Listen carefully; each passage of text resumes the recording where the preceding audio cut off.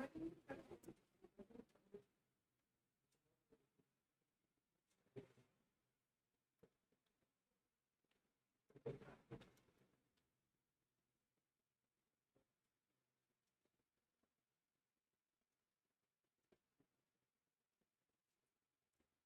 बच्चों शुरू करें फिर आज का एमटीपी। यहाँ पे लिखा हुआ है 8/3 एंड 16/5 की ट्रिप्लीकेट रेशो निकालनी है। यहाँ पर एंड का मतलब है दिस वन रेशो कि पहले 8/3 एंड 16/5 को सॉल्व करो और जो उसका आंसर आएगा उसकी ट्रिप्लीकेट रेशो निकालो। तो अब क्या होगा, 5 ऊपर गया, अपॉन में 6 आया और इसकी ट्रिप्लीकेट रेशो निकालने के लिए 125/216 हमारा आंसर है। First okay. सेकंड बढ़े, यहाँ पे लिखा हुआ है 2/5। यहाँ पर भी थोड़ी सी मिस प्रिंटिंग है, इस क्वेश्चन को मैंने चेक किया है। ए ऊपर है और 3/7 बी। आपको बी और ए की रेशो निकालनी है। तो बी और ए की रेशो निकालने के लिए आपको ये 2 और 3 यहां से हटाना पड़ेगा। तो आप क्या करोगे इसका 3 को नीचे ले आओ, 2 को यहां ले आओ। तो ए यहां पर आ गया a/15 और b के नीचे चला जाएगा 2 के पास चला जाएगा 14। तो b और a की रेशो क्या आ रही है, b और a क्या आएगी 14:15। आगे बढ़े, क्वेश्चन नंबर 3। यहाँ पे 3x + 2y divide by 4x - 3y। 3/2 दे रखा है आपको, x और y की रेशो निकालनी है। सिंपली क्रॉस मल्टीप्लाई कर दो आप इसे। तो 2 3x + 2y is equal to 3 4x minus में 3y। 2 को 3 से किया 6x, 4y 12x माइनस में 9y। y को यहां ले आओ 13y बन जाएगा, 6 को वहां ले जाओ 6x बन जाएगा। हमें x और y की रेशो चाहिए, तो y को नीचे लेके जाओ 13 और 6 को नीचे ले आओ। तो x और y की रेशो है 13:6। ये हमारा आंसर है। ठीक है, आगे बढ़े।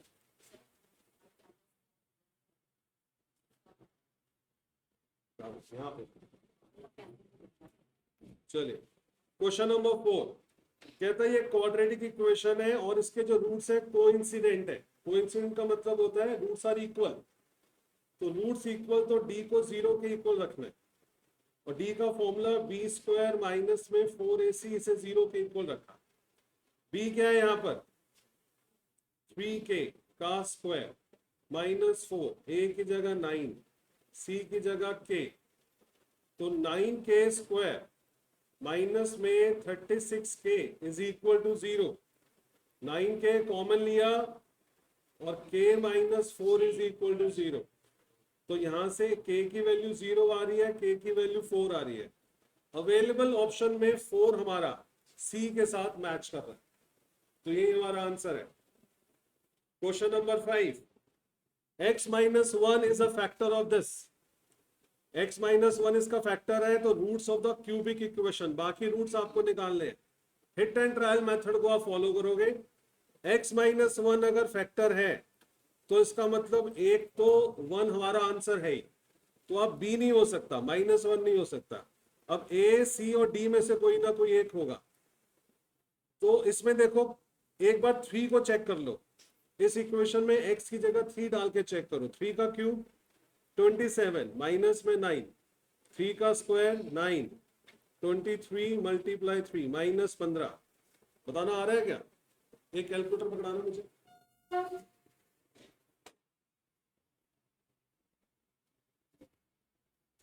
तो 27 - 81 प्लस 69 -15 आ तो रहा भाई, 0 आ गया। तो x अगर 3 पुट कर रहे हैं तो हमारा आंसर आ रहा है, यानी कि c कैंसिल हो गया क्योंकि यहां पर -3 है। अब लास्ट है 5 पुट करके देख लो। 5 का क्यूब -9, 5 का स्क्वायर 25 प्लस 23 × 5 -15। अब ये चेक करके देख लो। 125 माइनस में 225 प्लस 165 माइनस 15 नहीं आ रहा, तो इसका मतलब ये नहीं है। अब इसको चेक करने की नीड नहीं है, यही हमारा आंसर है। ठीक है, आगे बढ़े। क्वेश्चन नंबर 6 में log A plus log B plus log C equal होता है लॉग ए बी सी, सब मल्टीप्लाई हो जाते हैं। तो यहां आएगा P square by Q R multiply Q square by P R square by P Q. और आप चेक करोगे पी नीचे 2 है, पी ऊपर 2 है, ऐसी आर से आर कटेगा, क्यू स्क्वायर से क्यू स्क्वायर कटेगा, आंसर आया log 1 जिसकी वैल्यू होती है 0। क्वेश्चन नंबर 7, क्वेश्चन नंबर 7 में लॉगरिथमिक फॉर्म को एक्सपोनेंशियल फॉर्म में चेंज करिए। तो आप इसको ऐसे लिखोगे a की पावर 1/6, a की पावर 1/6 इज इक्वल टू √3, और a बन जाएगा इसकी पावर 6, ये कैंसिल हुआ, 3 की पावर 3, आंसर आया 27। आगे बढ़े। 720 के प्राइम फैक्टर्स करो और देखो कि उसमें कितने 2, कितने 3 और कितने y आ रहे हैं। तो 2 से डिवाइड करना शुरू करें, 236, 280, 290, 245, तो 2 तो आ गए 4। और 45 को 3 से डिवाइड करो, 3 15, 3 5, तो 3 आ गए 2 और 5 आ गया 1। अब आप इसे कंपेयर करोगे 2 की पावर x, 3 की पावर y और 5 की पावर z से, तो x 4 है, y 2 है और z 1 है, तो ये हमारा आंसर है। आगे बढ़े। क्वेश्चन नंबर 9 में लिखा है a man wants to cut 3 length from a single piece of board of length 91 centimetre. The second length is to 3 centimetre longer than the shortest. तो मैंने शॉर्टेस्ट को x माना, तो जो सेकेंड लेंथ है वो क्या होगी, 3 सेंटीमीटर ज्यादा होगी। और जो थर्ड लेंथ है वो है ट्वाइस एज द शॉर्टेस्ट, यानी कि दिस वन। तो 3 लेंथ मेरे पास ये आ गई। What is the possible length for the shortest side. हमने क्या किया, हमने 91 के बोर्ड में से तीनों पीस को कट किया। तो क्या होगा कि x plus 3 plus x plus 2x या तो 91 के इक्वल होगा या 91 से छोटा होगा। अब आप इसे सॉल्व करो, 2 3 4, 4x ये वहां चला गया 88, और x की वैल्यू या तो 22 होगी या 22 से छोटी होगी। तो उसने बोला शॉर्टेस्ट पीस की पॉसिबल लेंथ क्या है। इसमें से जो गिवन है 22, 20, 15, 18 में से, तो पॉसिबल लेंथ जो है सबसे क्लोजेस्ट जो है 22, आप वो आंसर डाल। आगे बढ़े। Question number 19, sum of 3 number is 98। पहले 2 नंबर का रेशो 2:3 है और सेकंड और थर्ड का रेशो 5:8 है। आप इसकी कंटिन्यू रेशो निकालें, जो इसमें b है उसे कॉमन करें, इसको 5 से और इसको 3 से मल्टीप्लाई करें, तो इनकी कंटिन्यू रेशो आ गई है 10, 15 और 24। इन तीनों नंबर का सम 98 है। तो 10 के, 15 के और 24 के इज 98 आया, 49 बन रहे हैं। 49 के की वैल्यू 98 आई और के की वैल्यू 2 आई। सेकंड नंबर क्या होगा, के की जगह 2 डाल दो, 15 मल्टीप्लाई 2, आंसर है 30। क्वेश्चन नंबर 11, इसका आपने ग्राफ ड्रॉ करना है बच्चों। x को रखा 0, y आएगा 18, y को रखा 0, x आएगा 3, तो 3 यहां पर, 18 यहां पर, ये लाइन यहां से पास करेगी। ग्रेटर का सिंबल है तो साइन ऊपर, मतलब शेड करेंगे ऊपर की तरफ। x को रखा 0, y आएगा 3 और y को रखा 0, x आएगा 12। एक आपका आंसर आएगा ये वाला, शेड ऊपर की तरफ होगा। x को रखा 0, y आएगा 10, y को रखा 0, x आएगा 5, और आप इसे फिर से बना दो। और शेड इसका भी ऊपर की तरफ होगा, बाहर की तरफ ही होगा। अब इसमें से आपने देखना है इसका आंसर क्या आ रहा है। तो एक पॉइंट ये है, एक पॉइंट ये है, एक ये वाला है और एक ये वाला है। ठीक है, 4 पॉइंट हमें चाहिए। तो एक पॉइंट है भाई 0.18। तो या तो ये हो सकता है या ये हो सकता है, ये दोनों तो हो नहीं सकते क्योंकि 0.18 इन दोनों में है ही नहीं। अगला है 12 0। 12 0 यहां पर भी है, 12 0 यहां पर भी है। अब 4 2 यहां पर भी है, 4 2 यहां पर भी है। 2 6 और 0 7 इसमें से कोई एक आंसर होगा जो हमें वेरीफाई करना हो। तो आप इन दोनों लाइन की इक्वेशन को सॉल्व कर लो। अगर ये 0.26 अच्छा एक और चीज, 0.7 नहीं है, बात ही खत्म। 0.7 नहीं हो सकता, तो इसको चेक करने की नीड नहीं है, ए आंसर आ गया। 0.7 क्यों नहीं हो सकता? क्योंकि और कोई पॉइंट ही नहीं है जो एक्स एक्सिस पर हो। आगे बढ़े, question number 12। Side is 4 centimetre shorter than the longest side. Longest को x माना तो एक साइड हो जाएगी shorter, 4 centimetre come. Perimeter of the triangle 61 है। Find the minimum length of the shortest side. एक साइड इन्होंने और तो दी नहीं है। Side is 4 centimetre shorter than the longest side. ये लॉन्गेस्ट साइड हो गई, ये x-4 हो गया। Question is incomplete. इसमें तीसरी साइड के बारे में बता ही नहीं रखा, आया ना? इसमें सिर्फ दो ही साइड के बारे में बता रखा है। एक है side is 4 centimetre than the longest side. तो लॉन्गेस्ट को मैंने अगर x माना तो दूसरी साइड होगी 4 सेंटीमीटर कम। बस खत्म हो गया, और कुछ है ही नहीं। Question is incomplete. आगे बढ़े, question number 12। Find future value of annuity of ₹1000 made annually for 7 year. N कितना हो गया? 7। फ्यूचर वैल्यू का फॉर्मूला लगाना है, फ्यूचर वैल्यू हमें निकालना है। 1000 हो गया हमारा एन्युटी, ठीक है? क्या लगेगा बताइए?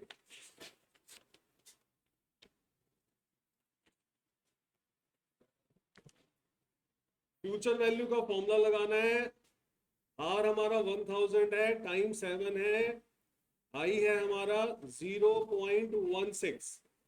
तो फ्यूचर वैल्यू का फॉर्मूला है आर 1 प्लस आई की power n minus 1 divide by I. ये वाला फॉर्मूला अप्लाई करने के बाद तो मैंने इसे सॉल्व करके रखा हुआ है और हमारा आंसर आ रहा है इसमें ए। इफ यू वांट कि सॉल्व करें तो आप 20 सेकंड लगेंगे आपको कैलकुलेटर में चलाने पे। आर की जगह 1000 डालें, 1 प्लस आई की जगह 0.16 इसकी पावर 7 माइनस 1 और डिवाइड बाय आई यानी कि 0.16। और देखो ये हमें निकाल के दे रखा है, आप इसे कैलकुलेटर से आके सॉल्व करोगे, एग्जैक्ट आंसर हमारा ए आए। ठीक है, क्वेश्चन नंबर 14। बच्चों ये है, assuming that discount rate is 7% per annum, how much would you pay to receive ₹500 growing at 5% annually forever. तो ये ग्रोइंग परपेचुइटी का फॉर्मूला इसमें लगाना है जो है R upon i minus g, this is equal to P। R क्या है? R क्या है यहां पर निकालना है? आई माइनस जी। आई का मतलब ये ग्रोइंग रेट और ये डिस्काउंट रेट और ये ग्रोइंग रेट। तो 7 माइनस 5 हो गया 2%, और 2% को कन्वर्ट किया तो 0.02। P है आपका 500। अब जब आप 500 को 0.02 से मल्टीप्लाई करोगे आंसर आएगा 25,000। आगे बढ़े, question number 15।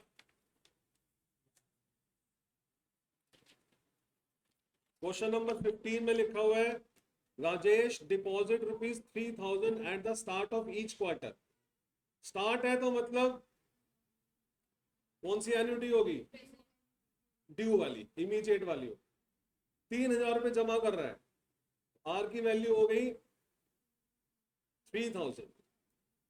If the accounts earn interest 5.75% per annum compounded quarterly, तो 5.75 को डिवाइड करो 4 से,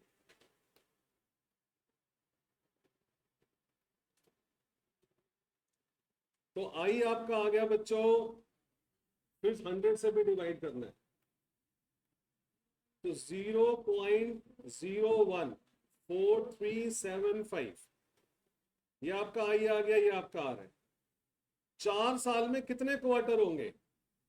16. और देखो यहां से भी हिंट मिल रहा है, ठीक है. क्या निकालने के लिए बोला उसने? How much money will he have eight the end of the 4 year, यानी कि फ्यूचर वैल्यू. तो फ्यूचर वैल्यू का फॉर्मूला लगेगा और एन्युटी ड्यू का जो कि फॉर्मूला लगाना है R1 प्लस आई की पावर, एन्युटी ड्यू के लगेगा ना, स्टार्ट ऑफ ईच क्वार्टर, बिल्कुल सही है. तो 1 प्लस आई की power n minus 1 divide by I, और इसमें क्या करना होता है? 1 प्लस आई से मल्टीप्लाई कर, दैट्स इट. ठीक है, करूं या हो जाएगा? तो आर की जगह डालोगे आप 3000, ये वाली वैल्यू आएगी 1.014375, उसकी पावर आएगी 16 माइनस 1 डिवाइड बाय 0.014375, और फिर आप इसे मल्टीप्लाई करोगे 1.014375 से. अब अपने कैलकुलेटर पे उंगली चलाना तो आपको इसका ए आंसर मिलेगा. ठीक है, चेक किए हुए मैंने, ये है. ठीक है, आगे बढ़े. Question number 16. Annual rate of simple interest अगर 12.5% है, कितने साल में पैसा डबल होगा? पैसा डबल होने का शॉर्टकट था 100 by R year. Simple interest में 100 बाय आर ईयर, और ट्रिपल होने का 200 बाय आर ईयर. तो यहां पर आपको क्या करना है? सिर्फ 100 को 12.5 से डिवाइड करना है. तो 100 को जब 12.5 से डिवाइड किया तो आंसर आ रहा है 8 साल. शॉर्टकट. आगे बढ़े. क्वेश्चन नंबर 17 में 5,000 रुपए पे कर रहे हैं हम हर साल, तो आर की वैल्यू हो गई 5,000 रुपीज, एन हमारा हो गया 10. एक लोन की रीपेमेंट करनी है, आई हमारा हो गया 0.14. एक लोन की रीपेमेंट करनी है, तो यानी कि प्रेजेंट वैल्यू, और लोन की जो पेमेंट है वो at the end of the year शुरू होती है, तो यानी कि कौन सी एन्युटी? Annuity regular. तो एन्युटी रेगुलर का आपने फॉर्मूला लगाना है और हमें निकालनी है प्रेजेंट वैल्यू. तो आर 1 माइनस 1 प्लस आई की power minus N divide by I, तो ये फॉर्मूला यहां पर अप्लाई करना है आपने. ठीक है, तो this is equal to R की जगह 5,000, 1 माइनस 1 प्लस आई 1.14 की पावर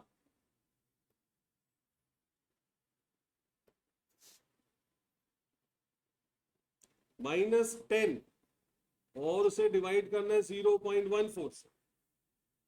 उसके बाद ये करना आता है ना, ये तो नहीं सीखना ना हम लोगों को, कैलकुलेटर तो हमें यूज करना आता है. तो जब आप इसे सॉल्व करोगे तो आपका आंसर आएगा बी पार्ट. बोलो तो सॉल्व करके बता देता हूं. ठीक है, आगे बढ़ते हैं. Question number 18. क्वेश्चन नंबर 18 में है 800 is invested at the end of each month. तो आर हमारा हो गया 800 रुपए, एंड ऑफ ईच मंथ है, एन्युटी रेगुलर हो गई, इंटरेस्ट हो गया 6% कंपाउंडेड मंथली. तो 6 को डिवाइड करो 12 से, फिर उसे डिवाइड करो 100 से, तो आई आपका मिलता है 0.005, और 10, एन हो गया आपका 10. क्या निकालना है? फ्यूचर वैल्यू निकालना है. तो फ्यूचर वैल्यू का फॉर्मूला आर 1 प्लस आई की power n minus 1 divide by i, that's it. और इसमें फॉर्मूला अप्लाई करने के बाद हमारा आंसर आएगा 8176। किया हुआ है? कर लिया तूने? अरे वाह, बहुत जल्दी, वेरी गुड। आगे बढ़े। क्या चैप्टर अच्छे से आता है। क्वेश्चन नंबर 19 देखे। 19 में लिखा है कि 2688 3 साल में पैसा हो जाता है, 2784 4 साल में पैसा डबल हो जाता है। बताओ रेट क्या है। हमारे पास प्रिंसिपल का तो शॉर्टकट था इसके लिए, याद है कि अगर A1 T1 में हो जाता है, A2 T2 में हो जाता है, तो प्रिंसिपल की जो वैल्यू है वो होती है A1 को T2 से मल्टीप्लाई और A2 को T1 से मल्टीप्लाई, और अब आप उसे डिवाइड कर दोगे T1 माइनस T2 से। अगर नेगेटिव आई तो आप उसे इग्नोर कर सकते हो। तो A1 को T2 से मल्टीप्लाई, 2688 3 साल, 2784 4 साल, 2688 मल्टीप्लाई 4, ये आ रहा है 10752, और ये आ रहा है -8352 डिवाइड बाय 1, आंसर आया 2400। तो बच्चों प्रिंसिपल मेरा आ रहा है 2400, ठीक है, हाँ या ना। लेकिन उसने आर निकालने के लिए बोला। ये 3 साल का इंटरेस्ट है, ये चौथे साल का, सॉरी ये 3 साल का अमाउंट है, चौथे साल का अमाउंट है। इन दोनों का गैप देखो क्या आएगा। 2784 में से 2688 को माइनस करके हमें मिलता है 96। तो 96 is the interest for 1 year on this principle. 96 is the interest for 1 year on 2400 रुपए। इंटरेस्ट का फॉर्मूला होता है पिट। इंटरेस्ट लगाया 96, पी की जगह लगाया 2400, आई हमें नहीं पता, टाइम है 1 साल।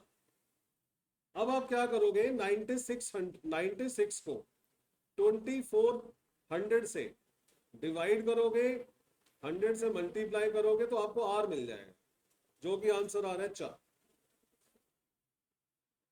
क्लियर? आगे बढ़े। फिर है Ravi made an investment of 12,000। बच्चों CAGR का फॉर्मूला लगेगा, कॉमन एनुअल ग्रोथ रेट। तो इसमें CAGR का फॉर्मूला क्या होता है, याद है किसी को? नहीं? इनिशियल वैल्यू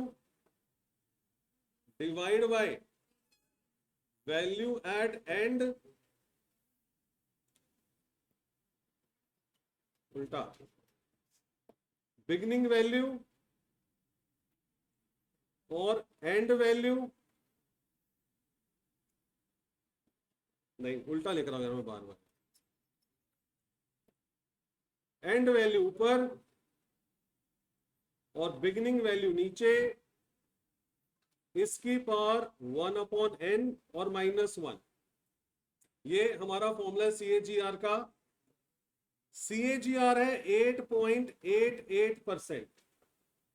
तो 8.88% यानी कि मल्टीप्लाई बाय 1/100। एंड वैल्यू हमारी है 25,000, बिगिनिंग वैल्यू हमारी है 15,000, और 1/n हमें निकालना है, और -1। ठीक है, अब आपने इसे सॉल्व किया तो ये आएगा 0.0888। ये वाला -1 +1 हो जाएगा, और अगर हम 25,000 को डिवाइड करें 15,000 से तो हमें मिलता है 1.66, और चलता रहेगा 1/n। 1.0888, 1.66 की पावर 1/n, ये n यहां चला जाएगा। 1.088 की power n is equal to 1.666। ये हमारा आंसर है।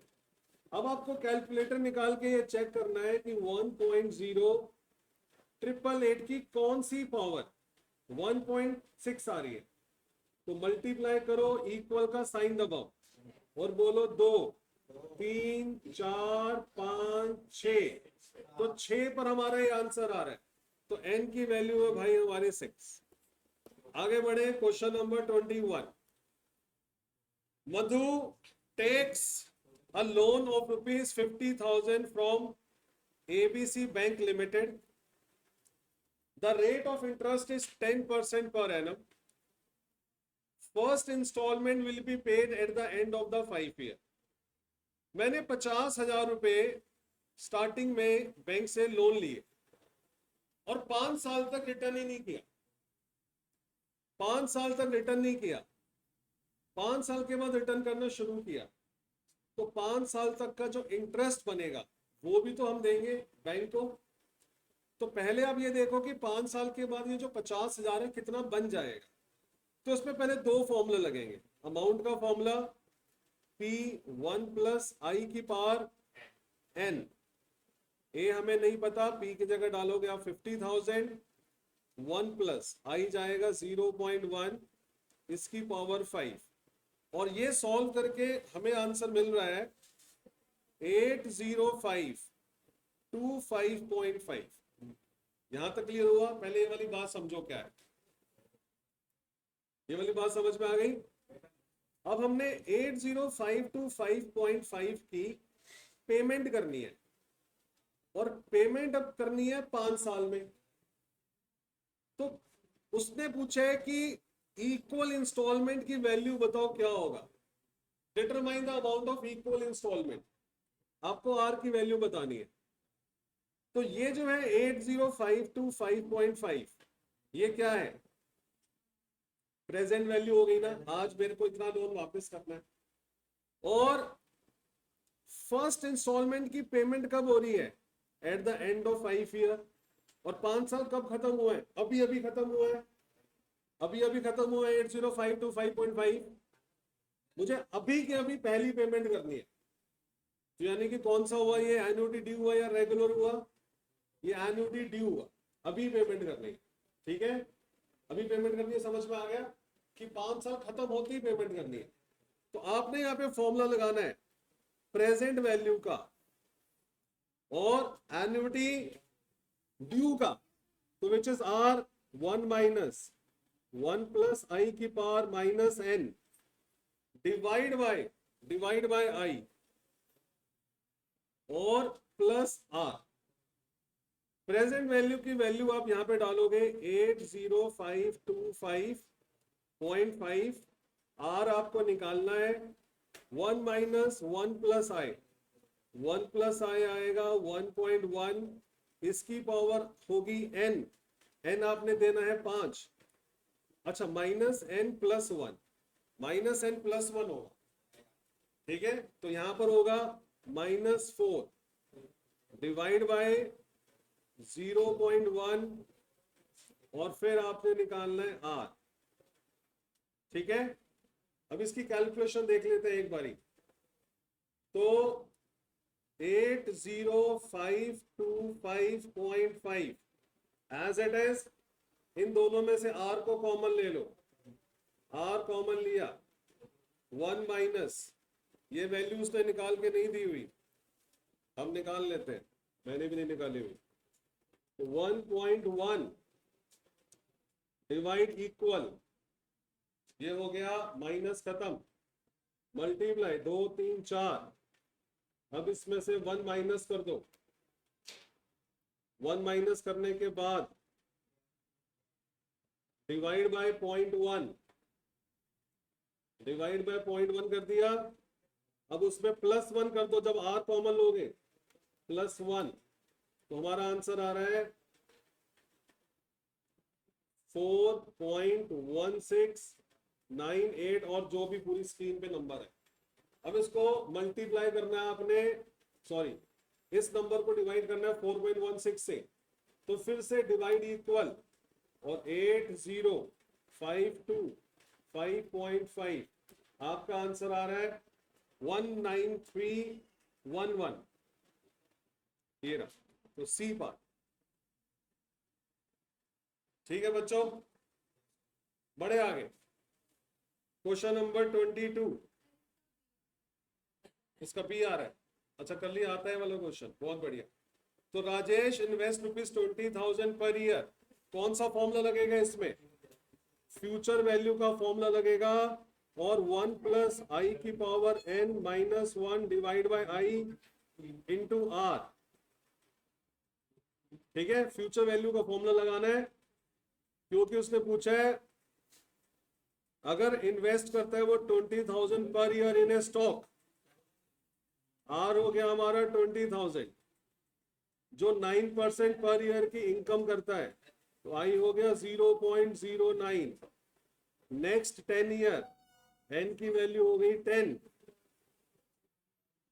तो what would be the closest value of accumulated investment, यानी कि फ्यूचर वैल्यू क्या होगी? ये वाला फॉर्मूला आपको लगा के सॉल्व हो जाएगा और इसका आंसर आएगा बी पर।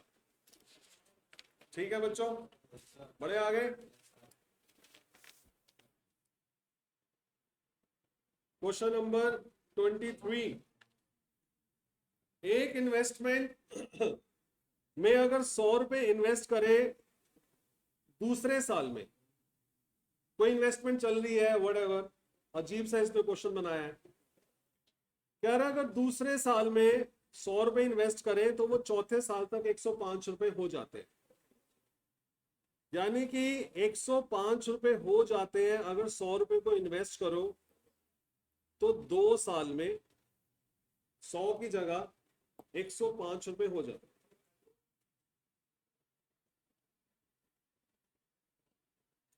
उसका क्वेश्चन ये है कि अगर 500 रुपए इन्वेस्ट होंगे 5वें साल में, तो वो 10वें साल में कितने हो जाएंगे? 500 रुपए इन्वेस्ट होंगे 5वें साल में, तो 1 प्लस आई, यहां पर क्या आएगा?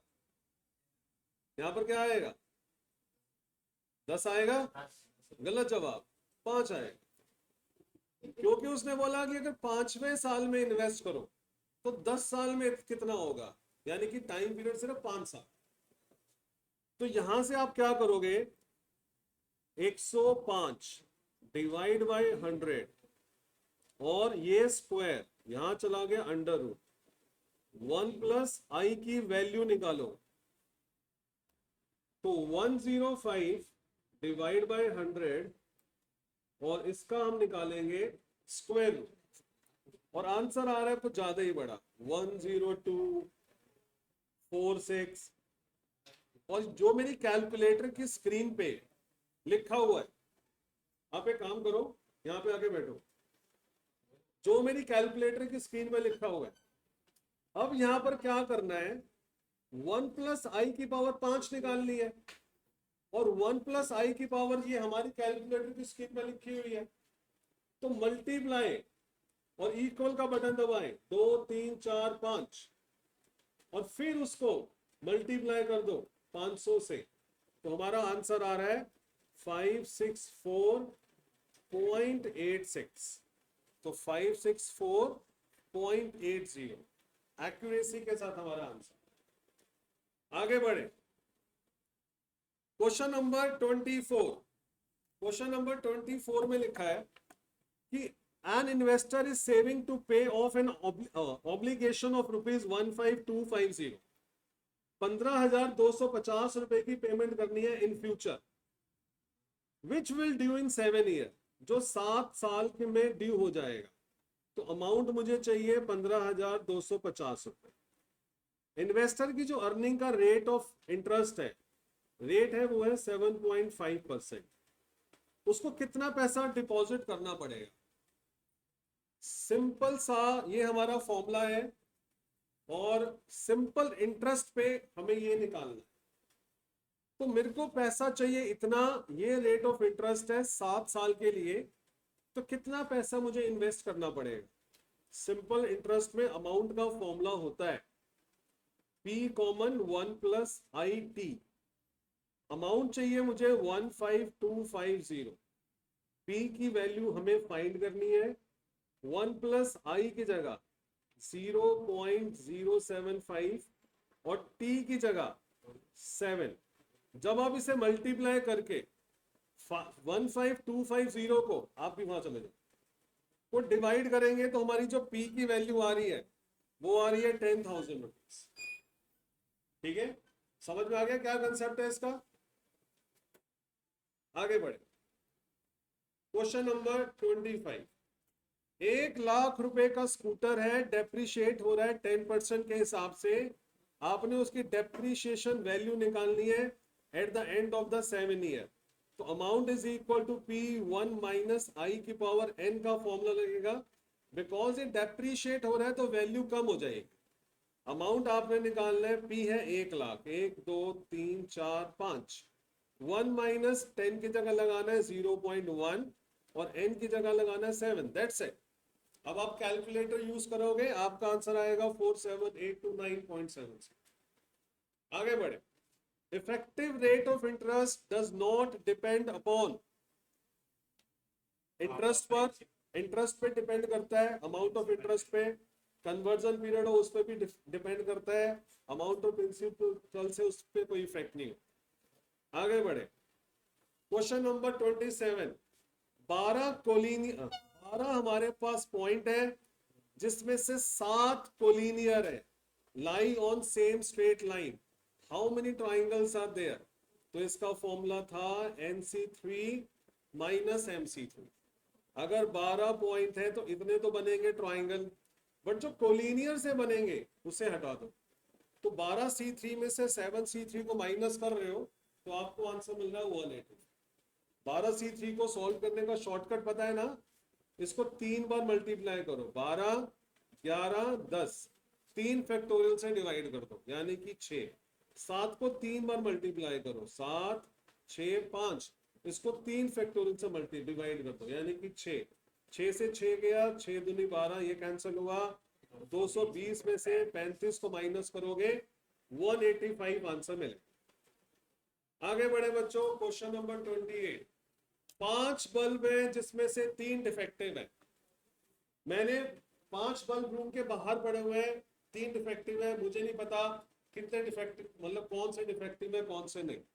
मैंने उसमें से 2 बल्ब लेकर आने हैं और कमरे में लगाना है, और बटन चलाने पर कमरे में लाइट होनी चाहिए। तो ये पॉसिबिलिटी कब होगी? तो इसके 2 ही केस बनेंगे। हमारे पास 5 बल्ब है, 3 डिफेक्टिव है और 2 गुड है। आपके कमरे में लाइट तब चलेगी अगर आप इसमें से एक बल्ब ले लो और इसमें से एक बल्ब ले लो, हाँ या ना? या फिर दोनों बल्ब इसमें से ले लो। इसके अलावा कोई और केस नहीं है। आपको अगर लाइट चलानी है अपने कमरे में तो आपने जो बाहर से 2 बल्ब उठाए हैं उसके अंदर कम से कम एक बल्ब सही होना चाहिए, तो या दोनों बल्ब सही होने चाहिए। अगर एक बल्ब सही है एक बल्ब खराब है तो ये होगा 3 into 2 यानी कि 6 तरीका, और दोनों बल्ब आप सही लेकर आए हो वो होगा 1 तरीका। 6 और 1 7 आपका आंसर। आगे बढ़े, in how many ways can a party of 4 men and 4 women be seated at a circular table that no 2 women are adjacent? Circular table बनाई, लड़कों को बोला जाओ पहले आप यहां जाके बैठ जाओ, तो ये लड़के बैठ सकते हैं 3 फैक्टोरियल वेज में। बाद में वुमेन्स को बोला, सर्कुलर में एक कम हो जाता है, 4 लड़कों को बिठाया, 4 माइनस 1 3 फैक्टोरियल। बाद में लड़कियों को बोला, वुमेन्स को बोला अब आप इनके बीच में जाके बैठो, तो बीच में यहां पर जाके बैठ सकते हैं। तो it can be done in 4 factorial. अब कम नहीं होगा क्योंकि अब उनकी जगह बदलने पर उनके राइट और लेफ्ट का जो लड़का है वो बदल जाएगा, and it will be counted in different arrangement. तो 3 फैक्टोरियल एंड 4 फैक्टोरियल, एंड इसका आंसर आएगा हमारा 140। आगे बढ़े, question number 30। How many words can be formed with the letters of the word oriental so that A and E always occupy odd places? 1 2 3 4 5 6 7 8, 1 2 3 4 5 6 7 8 odd places है ये वाले। तो मैंने ए को बोला जाओ इन 4 में से कहीं पर भी बैठो, क्योंकि ए और ई सिर्फ ऑड प्लेसेस पे बैठेंगे। तो ए के पास कितनी चॉइस हुई बैठने की? 4। अब ए को बिठा दिया, अब मैंने ई को बोला अब तुम जाके इन्हीं में बैठो। एक पे तो ए बैठ चुका है, 3 जगह बची, तो ई जाके बैठेगा 3 जगह पे।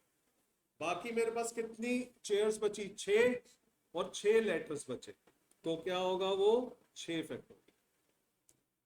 ठीक है, तो 4, 3, 6 फैक्टोरियल को मल्टीप्लाई करोगे आपको आंसर मिलेगा 8646। आगे बढ़े, number of ways of painting the face of A cube by 6 different colour. देखो बच्चों, इस वाले में और इसका ऑल्टरनेटिव में और करवा रहा हूं कि अगर मुझे डाई को पेंट करना है विद 6 डिफरेंट कलर। अच्छा, आपको क्या डाई और एक क्यूब सेम लगता है? सेम नहीं है, सेम नहीं है। डाई का हर फेस यूनिक है, उस पर एक नंबर खुदा हुआ है, नंबर ग्रेव है उस पर, लेकिन क्यूब के सारे फेस सिमिलर है, इनडिस्टिंग्विशेबल है। तो दोनों अलग चीज है। अगर मुझे क्यूब के ऊपर, सॉरी, अगर मुझे डाई के ऊपर 6 डिफरेंट कलर से पेंट करना है तो it can be done in 6 factorial way. 720 मेरा आंसर है। दैट्स इट, बहुत आसान है। ये बताना इसलिए जरूरी है क्योंकि मैं अभी आपको जो तरीका सिखाऊंगा, हो सकता है पेपर में डाई आ जाए तो आप डाई वाला मत लगा देना। डाई होगा तो 6 फैक्टोरियल, लेकिन अगर क्यूब होगा तो उसको करने का तरीका अलग है। सामने देखें,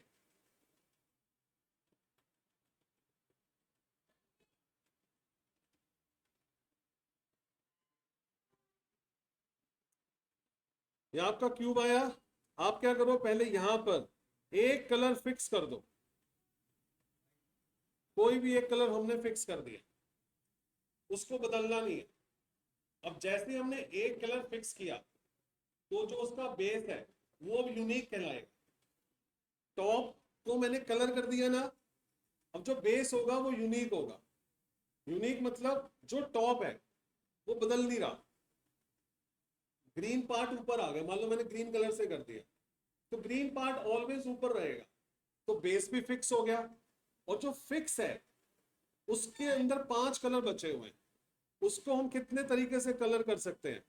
5। हाँ या ना? अब जो साइड्स है चारों, वो क्या है? वो है सर्कुलर अरेंजमेंट। चारों साइड्स क्या होगी? एक यहां पर, एक यहां पर, एक यहां पर, एक यहां। हाँ या ना? अब 4 अलग अलग कलर 4 साइड्स पर करने हैं, तो इट कैन बी डन इन कितने तरीका? 4 बच्चों को सर्कुलर टेबल पे बिठाना इन कितना तरीका? 3 फैक्टोरियल ना। तो 4 फैक्टोरियल क्या, 4 में क्या आएगा? 4 माइनस 1 फैक्टोरियल, तो 5 मल्टीप्लाई 3 फैक्टोरियल, यानी कि 30 हमारा आंसर। याद रखना दोनों अलग अलग है। क्यूब हो उसमें 6 कलर करने हो तो ऐसे है, और डाई हो तो सिंपल। आगे बढ़े, सम ऑफ एन एपी जिसकी फर्स्ट टर्म -4 है और लास्ट टर्म यानी कि nth टर्म 146 है, उसका सम टू एन टर्म 7171 है, तो आपको n निकालना। तो सम टू एन टर्म का एक हमारे पास फॉर्मूला होता है n/2 और a+l, याद है? सम टू एन टर्म दे रखा है 7171, n/2 हमें नहीं पता, ये वाला 2 यहां ले जाओ, और फर्स्ट टर्म दे रखी है -4, हाँ या ना? और लास्ट टर्म दे रखी है 146। यहां से आपको n निकालना, तो देखे क्या आ रहा है? 7177 मल्टीप्लाई 2 डिवाइड बाय 142। पॉइंट में कैसे आ सकता? 101.08। 32 का आंसर क्या आ रहा है? सी सही है। पॉइंट में क्यों आ रहा है मेरा? तेरा बिल्कुल एग्जैक्ट आया, तो मेरे से कोई गलती हुई है इसका। 7 1, अच्छा मैंने यहाँ पे 7 लिख दिया।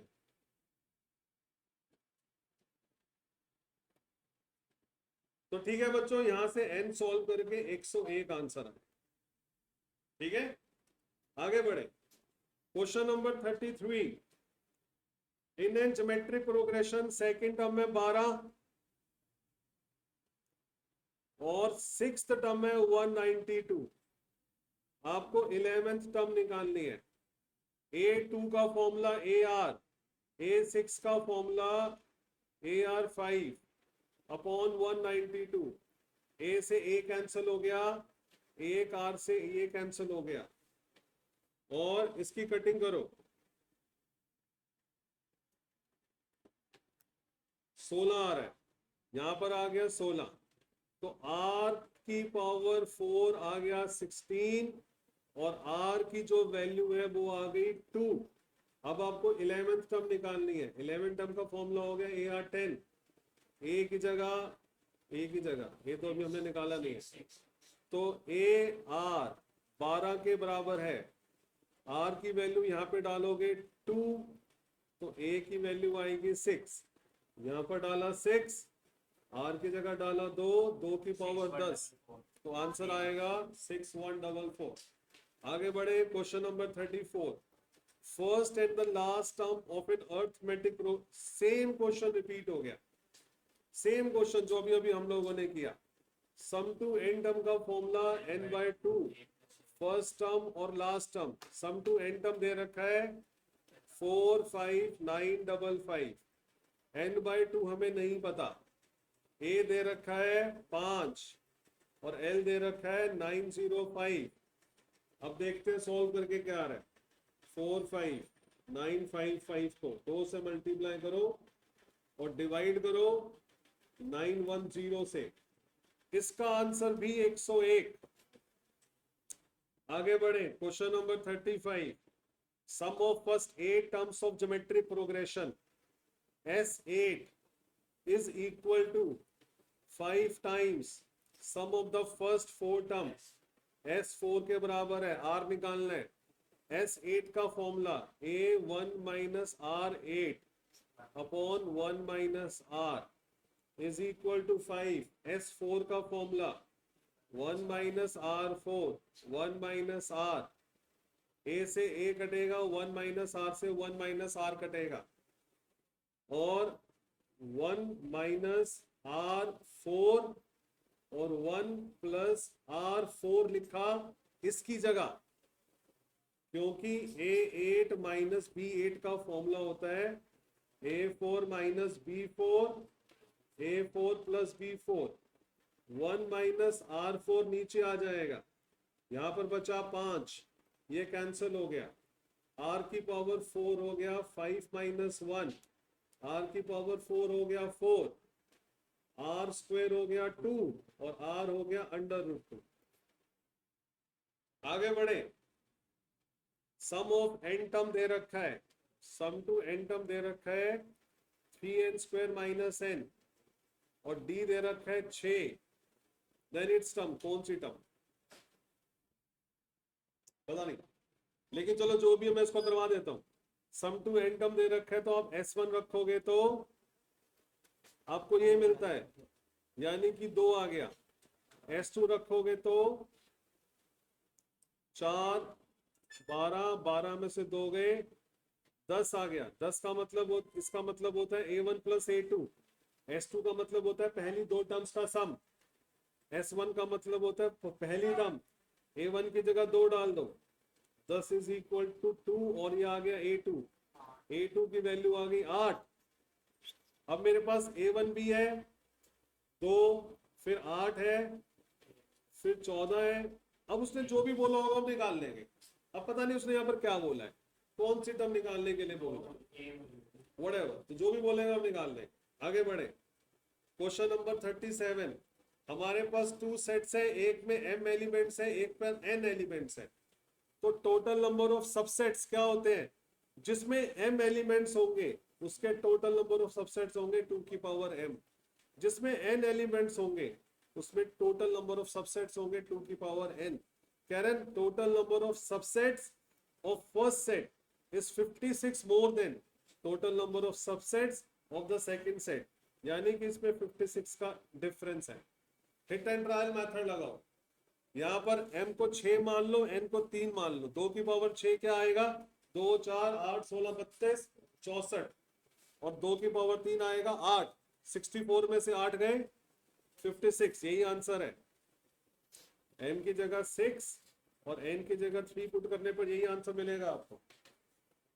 आगे बढ़े, क्वेश्चन नंबर 38 में एफ पी दे रखा है, इनवर्स फंक्शन निकालना है।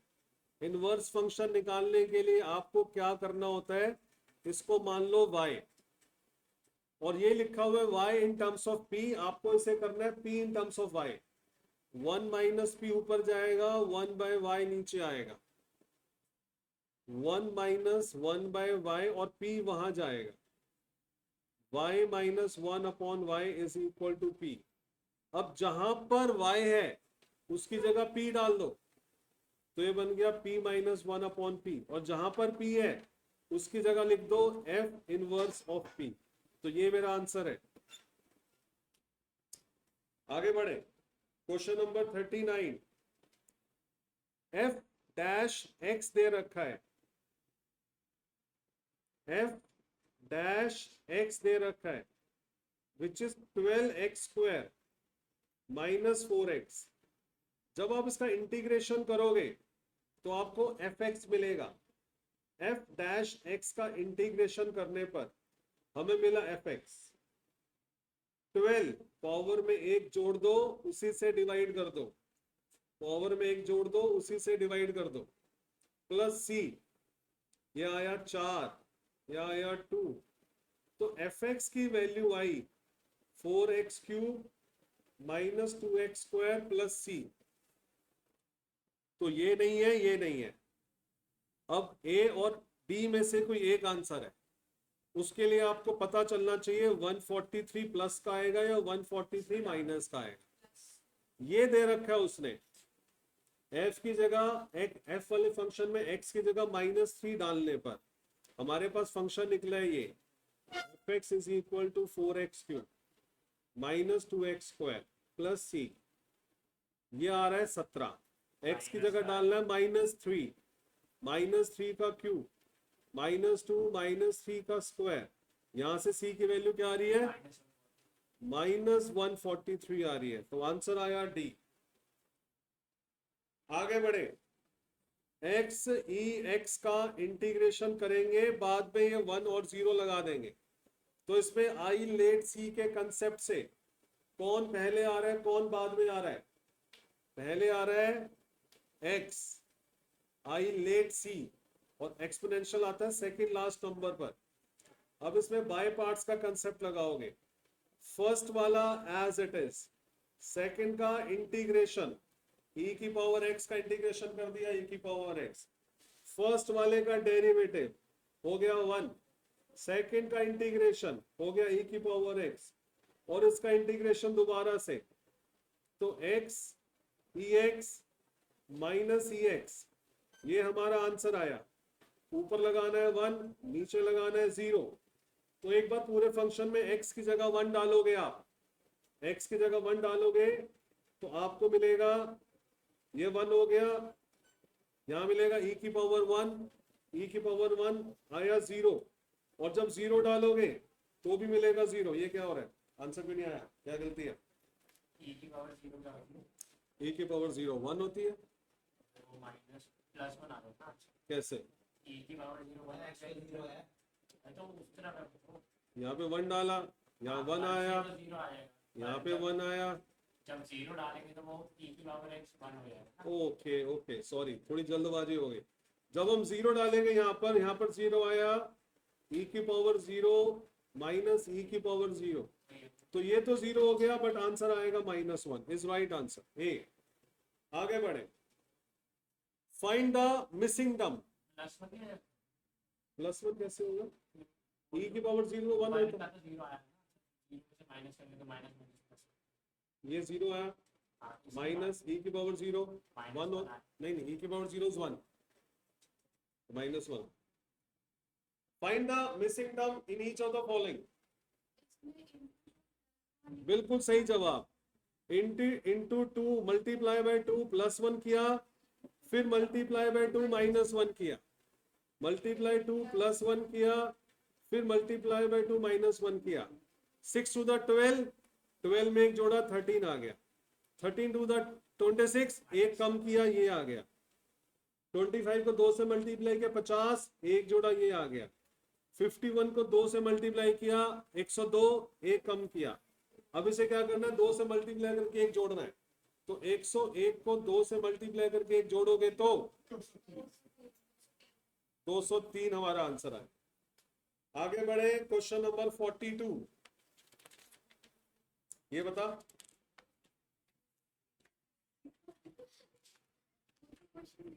क्वेश्चन नंबर 42 में देखो, मैंने आप लोगों को एक ही चीज बता रखी है, अगर कोई भी आप लोगों को सीरीज समझ में ना आए तो डिफरेंस निकालना होता है। तो 28 और 33 का डिफरेंस है 5, इसका डिफरेंस है 5 प्लस हुआ -2 हुआ, 5 प्लस हुआ -2 हुआ। अब आपने 5 ऐड करना है, तो आंसर है 39। आगे बढ़े,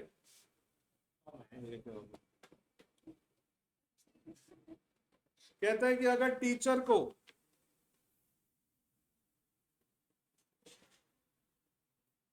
हमने लिखा है VGCEJ और T, तो बस आप इसी में रिलेशन निकाल लो, आपको अपने आप समझ में आ जाएगा कि चिल्ड्रन को कैसे लिखना है।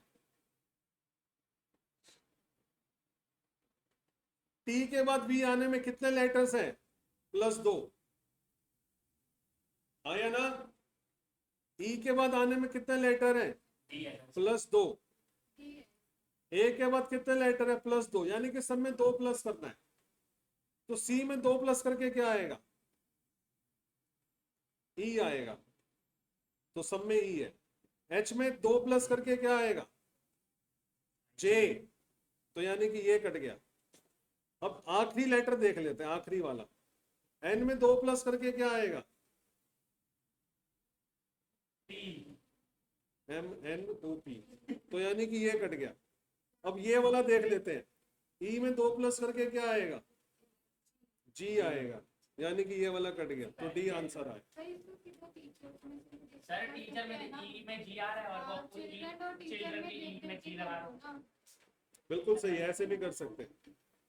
अगर 253 मीन्स बुक्स आर ओल्ड और 546 मीन्स मैन इज ओल्ड, दोनों में कॉमन क्या है, ओल्ड, और कम नंबर क्या कॉमन है, 5, तो 5 का मतलब हुआ old. 378 means by good books, तो बुक्स और बुक्स कॉमन है, इन दोनों में क्या कॉमन है, 3, तो 3 का मतलब हो गया बुक्स। तो 2 का मतलब क्या हुआ, आर, तो उसने पूछा आर क्या होगा, आर होगा 2। यहां पे लिखा है summer is coded as runner, summer को रनर से कोड किया गया। देखो एक बात जो मैंने इसमें नोटिस करी कि वोवल्स को बदला नहीं गया और लास्ट लेटर भी नहीं बदला, बाकी सब में क्या किया है,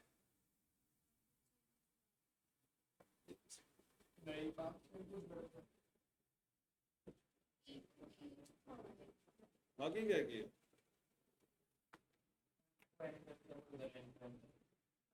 वोवल्स नहीं बदलने। चलो देखते हैं, मैच करके देखते हैं। VINTER, लास्ट लेटर नहीं बदलेंगे, देखो सब में आर ही लिखा हुआ है, और आई की जगह आई रहेगा, ई की जगह ई रहेगा, सब में ई लिखा हुआ है, बड़े चला गए। तो ये लो, ये सारे कट गए, सारे कट गए, क्योंकि सेकंड लेटर में आई नहीं बदला हुआ, तो सेकंड लेटर में, तो ये हमारा आंसर है दिस वन। बाकी कुछ करने की नीड नहीं है, वोवल चेंज नहीं होंगे, मैंने इससे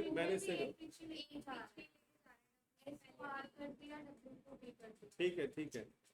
from Neha goes towards north for her college, east west north south, यहां पर है नेहा, वो नॉर्थ की तरफ जाती है, उसके बाद वो लेफ्ट टर्न लेती है, देन वो राइट टर्न लेती है, फाइनली शी टर्न्स लेफ्ट, अब वो लेफ्ट लेती है और कॉलेज पहुंच जाती है। In which direction her college is situated with respect to her home, answer आया नॉर्थ वेस्ट। बहुत बढ़िया, आगे बढ़े। 1 घंटा हुआ है और हम 46 क्वेश्चन कर चुके हैं। y is the east of x, तो ये आपका ईस्ट है, ये आपका वेस्ट है, ये आपका नॉर्थ है, ये आपका साउथ है। दूर दूर कर दो ताकि हमारे मैपिंग में ये हमें परेशान ना करे। y is the east of x, तो y यहां पर बनाओ, x यहां पर बनाओ, तो y is the east of x, x which is in north of z, जो x है z के नॉर्थ में है, यानी कि z यहां पर हो। P is in south of Z, P south में हो गया, P को नीचे ही कर दो। Then in which direction of Y is P, तो कौन से में, नॉर्थ ईस्ट में। ये तो बन ही नहीं रहा, कुछ गलत मैपिंग हो गई है। दोबारा से, लैंग्वेज का इशू है और कोई बात नहीं है, लैंग्वेज को ध्यान से पढ़ेंगे तो हम इसको दोबारा देखते हैं। y is in the east of x, तो y x के ईस्ट में है, ये बिल्कुल सही है, इसमें कोई गलती नहीं है। विच is in north of z, तो जो x है z के नॉर्थ में है, बिल्कुल सही है, z के नॉर्थ में x हो गया। p is in south of z, p कहाँ है, अच्छा, तो P जो है Z के साउथ में है। यार सही तो बनाया, कोई गलत नहीं है इसमें। Then in which direction of Y is P, अच्छा P के बारे में बताना है, P कौन से डायरेक्शन में है, तो वो है south west, is D answer सही है। आगे बढ़े। 5 विलेज है, P Q R S N D are situated close to each other. P is the west of Q,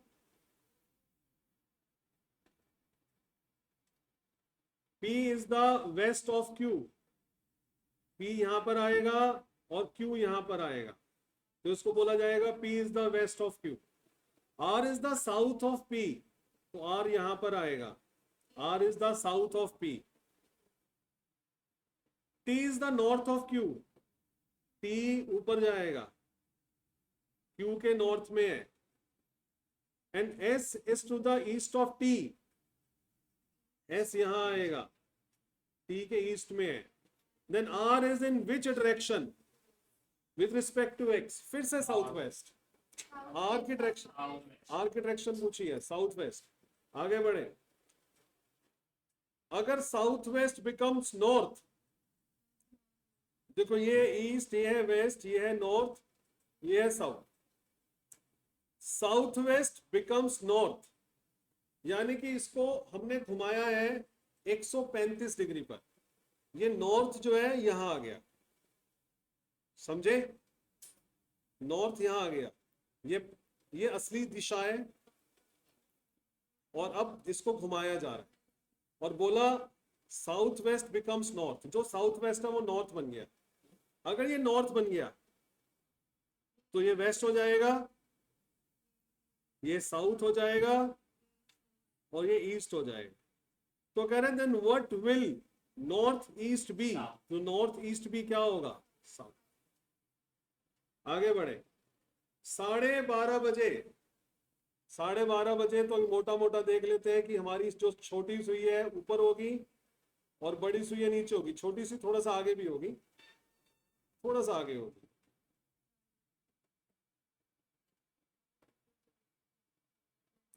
यहाँ पर 12 है, यहाँ पर 1 है, यहाँ पर 2 है, यहाँ पर 2। ये 12:30 हो गए, ठीक है। Our needle is in the north direction, तो ये ईस्ट हो गया, ये वेस्ट हो गया, ये नॉर्थ हो गया, ये साउथ हो गया, ठीक है। ये नॉर्थ यहां पर हो। While minute needle is in south direction, देखो इन्होंने इसको माना है कि ये लाइन सीधी है, इन्होंने टेढ़ा नहीं माना, ठीक है। तो ये नॉर्थ में हो गया, साउथ में हो गया। In which direction would be minute needle at 12:45, तो 12:45 वो कहाँ होगा, वो यहाँ चले जाएगा, तो आंसर आएगा waste. 5 students are standing in a circle. Abhinav is between Alok and Ankur. Alok, Ankur के बीच में अभिनव है. Apurva is on the left of Abhishek. Apurva को यहां कर देते हैं, अभिषेक को यहां कर देते हैं. Alok is on the left of Apurva. By chance सही बन गया, ये अपूर्वा है. Who is sitting next to Abhinav on his right. Abhinav के राइट पे कौन बैठा है? आलोक आंसर. ठीक है बच्चों, आगे बढ़े. 6 दोस्त हैं, A B C D E and F are sitting in a row facing towards north. ये ईस्ट वेस्ट नॉर्थ यानी कि सामने, हम उनके पीठ के तरफ हैं, उनकी बैक है हमारी तरफ. सी सिटिंग बिटवीन ए एंड ई. ए और ई के बीच में सी को बिठा दिया. D is not at the and. ठीक है, इस बात को ध्यान रखा जाएगा कि डी को आखिरी में नहीं बिठाना. B is sitting at immediate right of E. तो बी को ई से चिपका के बिठा दो. F is not at the right end. F यहां नहीं आएगा, एफ यहां पर आएगा. But D is sitting at third left of E. E के थर्ड नंबर पर 1 2 3 यहां पर डी बैठ. और डी एंड में नहीं होगा, डी एंड में नहीं होगा.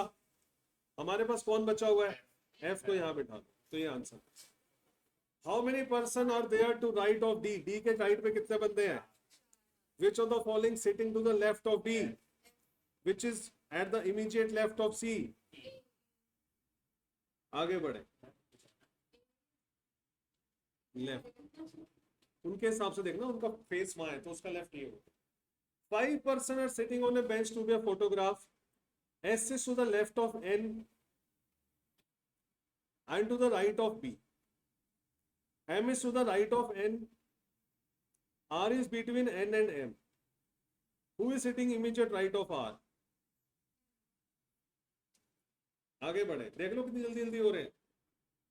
B is brother of A. B is brother of A. Whose only sister is mother of C?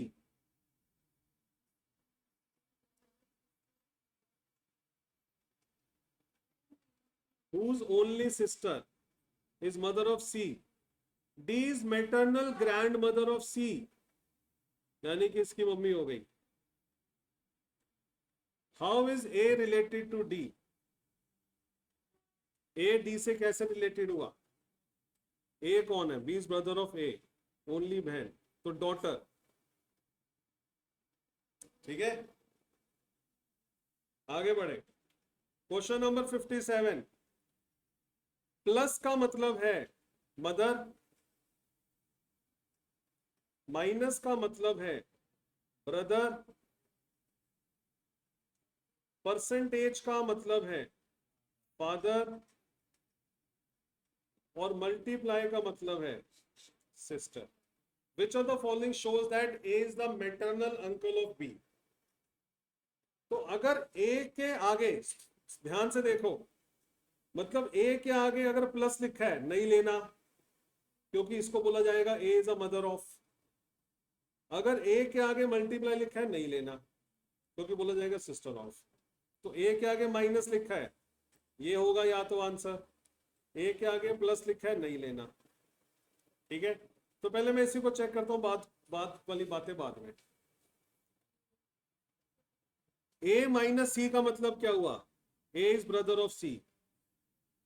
A is brother of C.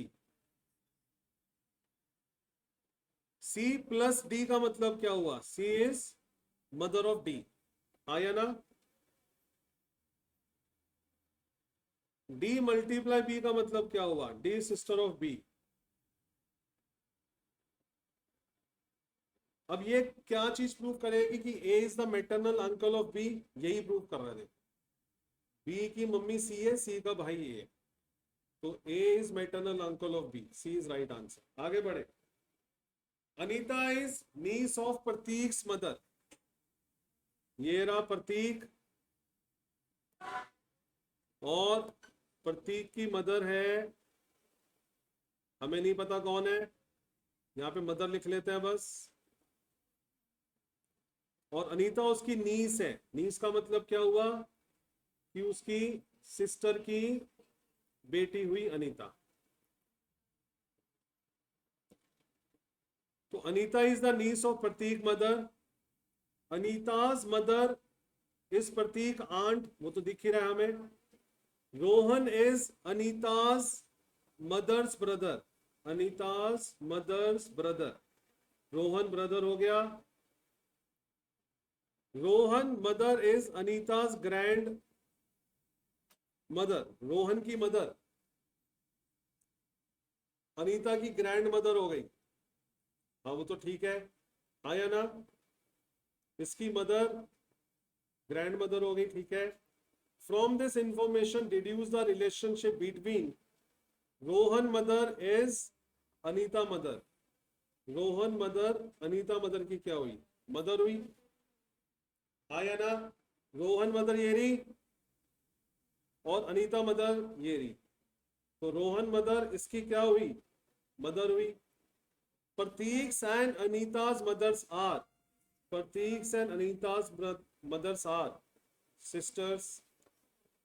Rohan is Pratik, Rohan Pratik का नहीं, अंकल प्रतीक तो ये है ना, तो रोहन तो मैटरनल अंकल हुआ ना। अंकल तो सिर्फ अंकल अवेलेबल है तो अंकल। आगे बढ़े। Distribution of profit of a company follows bell shaped. Median of a histogram can be obtained from ogives. Frequency density corresponding to a class interval is the ratio of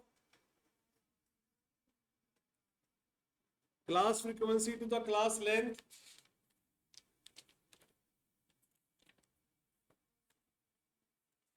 या आपको example में इसमें मिल जाएगा assignment में। आगे बढ़े भाइयों। 64 में लिखा हुआ है कि रॉ मटेरियल का 12 पॉइंट है, लेबर का 20 है, डायरेक्ट प्रोडक्शन 35 है, अदर्स 23 है। What is the difference between the central angle for the largest and the smallest component of cost of sugar? Smallest हो गया 12, लार्जेस्ट हो गया 35। 12 है आउट ऑफ, टोटल करो इसे 90, ऐसी 90। सेंट्रल एंगल निकालने के लिए 360 से मल्टीप्लाई 48 आ गया, 140 आ गया, 140 में से 48 गया, 90 टू आंसर। आगे बढ़े। Question number 65। कुछ लोग हैं एवरेज वेट है 60 kg, यानी कि कंबाइंड मीन दे रखा है 60 kg। मेल और फीमेल की एवरेज, यानी कि मेल का मीन दे रखा है 80 और फीमेल का मीन दे रखा है 50। तो आपको मेल और फीमेल के बीच का रेशियो निकालना है, यानी कि N1:N2 निकालना है। कंबाइंड मीन का फॉर्मूला लगाओ, N1x1 N2x2 divide by N1 plus N2 और उसको कंबाइंड मीन के इक्वल रख दो 60 के।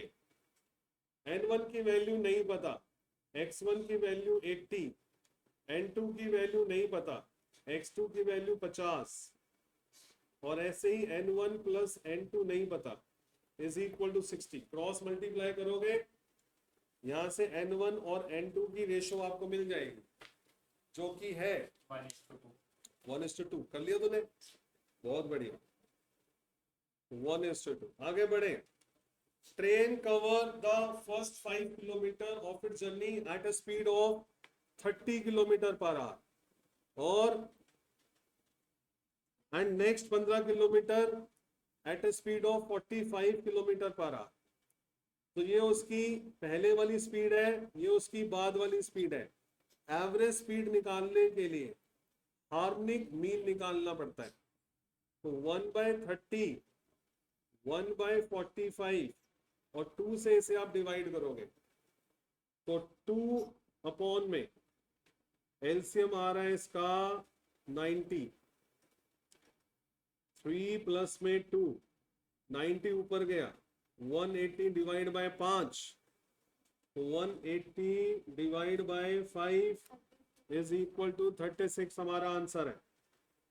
आगे बढ़े बच्चों, अगर किसी डेटा का x का वेरिएंस 6 है तो y का वेरिएंस क्या होगा? तो वेरिएंस में, स्टैंडर्ड डेविएशन में ओरिजिन का कोई इंपैक्ट नहीं होता, इंपैक्ट होता है तो सिर्फ स्केल का। तो आप देखो पहले यहां से y को इंपैक्ट क्या हो रहा है, y होगा -2x -4 और y का कोफिशिएंट हो गया 3 और 3। तो किससे इंपैक्ट हो रहा है? 2/3 से। किससे इंपैक्ट हो रहा है? 2/3 से। तो वेरिएंस ऑफ y किसके इक्वल होगा? वेरिएंस ऑफ x को किससे मल्टीप्लाई करना है? माइनस तो लेते नहीं, स्क्वायर, 2/3 का स्क्वायर। तो 2/3 का स्क्वायर, क्योंकि वेरिएंस होता है वो स्टैंडर्ड डेविएशन का स्क्वायर होता है। अगर स्टैंडर्ड डेविएशन होता तो सिर्फ 2/3, वेरिएंस होगा तो 2/3 का स्क्वायर। तो दिस इज 4/9 और वेरिएंस ऑफ x है 6, तो 3 2 दा 3 3 दा 8/3 हमारा आंसर है। आगे बढ़े, क्वेश्चन नंबर 68। अगर स्टैंडर्ड डेविएशन 1 से लेके 10 नंबर का स्टैंडर्ड डेविएशन ये दे रखा है, तो 11 से लेके 20 तक का स्टैंडर्ड डेविएशन क्या होगा? क्या किया गया? सब में 10 जोड़ दिए, आया ना? एक में 10 जोड़ दिया 11, 2 में 10 जोड़ दिया 12, 3 में 10 जोड़ दिया 13। तो यानी कि ओरिजिन पे इंपैक्ट हो रहा है, स्केल पे इंपैक्ट नहीं हो रहा, और ओरिजिन का इंपैक्ट तो कुछ होता ही नहीं है। तो हमारा आंसर सेम है। आगे बढ़े, क्वेश्चन नंबर 69। आपने इसका स्टैंडर्ड डेविएशन निकालना है। इसका तो कोई शॉर्टकट मुझे अभी दिख नहीं रहा, आपको निकालना ही पड़ेगा। तो इसमें स्टैंडर्ड डेविएशन का फॉर्मूला बच्चों sigma fx square upon sigma fx minus sigma fx upon sigma f का होल स्क्वायर, और इसका रूट निकालोगे आप। ठीक है, डायरेक्ट मेथड से कर रहे हैं, डायरेक्ट मेथड से। तो इसको ले लिया 5 मिड वैल्यू, इसको ले लिया 15, ये हो गया 25, ये हो गया 35। fx का कॉलम निकाला 5, 45, 100 और 105। टोटल करो इसको, 100 200 255 आएगा।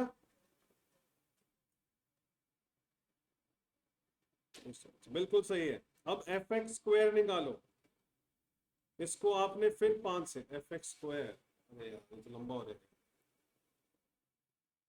चलो दोबारा से शॉर्टकट मेथड से कर लेते हैं।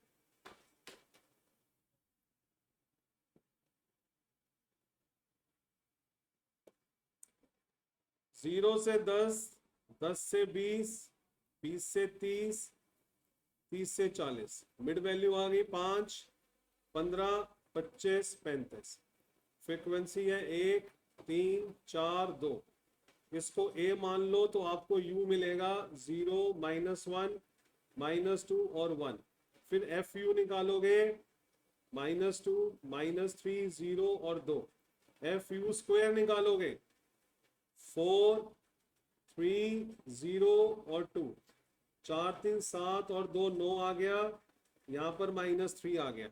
स्टैंडर्ड डेविएशन का फॉर्मूला लगाएंगे हम sigma FU square upon sigma F, और सिग्मा FU अपॉन में सिग्मा F का whole square under root multiply I square. FU square का टोटल 9, F का टोटल 4, 5, 6, 7, 8, 9, 10। FU का टोटल -3, F का टोटल 10, इसका square under root multiply by I आएगा, सिर्फ I आएगा, multiply by I which is equal to 10। बस अब इसे सॉल्व करोगे आपको आंसर मिलेगा 9/10 माइनस में 9/100 मल्टीप्लाई 10, 90 -9 डिवाइड बाय 10 मल्टीप्लाई 10, ये कैंसिल हो गया। 81 का अंडर रूट क्या आ रहा है? 81 का अंडर रूट आ रहा है 9, तो ये हमारा आंसर। ठीक है, आगे बढ़े, अगला क्वेश्चन देखें। Difference between mean and mode, तो मीन में से मोड को माइनस करो तो 69 आ रहा है। Difference between mean and median निकालना है, मीन में से मीडियन को माइनस करो तो क्या आएगा? तो वही वाला फॉर्मूला लगाते हैं, मैं निकला गड्डी लेके, एक मोड आया, 2 मीन लोग मिले, हम 3 मीडियन हो गए। अब यहां पर मीन माइनस मोड दे रखा है 69, तो यहां से मोड की वैल्यू निकाल लो।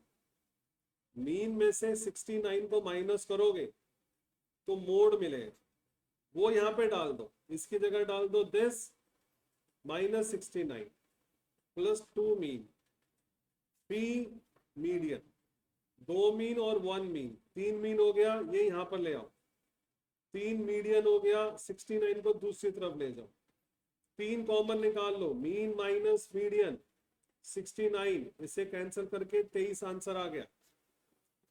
आगे बढ़े। If all observation in a distribution are increased by 6, तो वेरिएंस के अंदर क्या होता है? इंक्रीज और डिक्रीज होने पे कोई फर्क नहीं पड़ता, अनचेंज। आगे बढ़े। Which measure of dispersion is based on absolute deviation only, बताइए। 4 हमारे रिलेटिव के थे, 4 हमारे एब्सोल्यूट के थे, कौन सा हमारा आंसर आएगा इसमें? पहले 4 कौन से थे? रेंज था, मीन डेविएशन था, स्टैंडर्ड डेविएशन था, क्वार्टाइल ही नहीं था ना, क्वार्टाइल इसका आंसर। उसका आंसर मैं कंफ्यूज हूं क्योंकि यहां पे कुछ और मार्क नहीं है। दोबारा से सोचो। उसने बोला which measure of dispersion is based on absolute, absolute और रिलेटिव। यहां पर रेंज आया, coefficient of range, mean deviation, coefficient of mean deviation, standard deviation, covariance, और यहां पे क्या था? फोर्थ में तो कंफ्यूजन हो रही है। Range, mean deviation, standard deviation, quartile deviation, right, quartile deviation. C तो पीछे से देख के बता रहा है ना तू answer. Which measure of dispersion is based on absolute deviation only, absolute.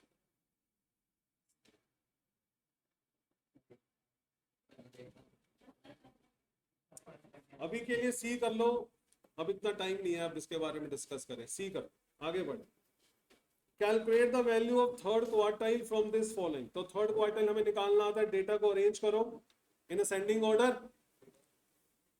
तो सबसे पहले आ रहा है 16, फिर 21, 25, 29, 27, 29, फिर 32, 35, 40 और 51। थर्ड क्वार्टाइल निकालना है। Q3 का फॉर्मूला 3n+1 डिवाइड बाय 4, 1 2 3 4 5 6 7 8 9, तो ये हो गया 10। 30 को 4 से डिवाइड करो, 30 डिवाइड बाय 4, आंसर आया 7.5। सेवेंथ टर्म 1 2 3 4 5 6 7, तो 35 तो आएगा ही, और 35 और 40 के डिफरेंस का 0.5 आएगा, तो 35 प्लस में 2.5।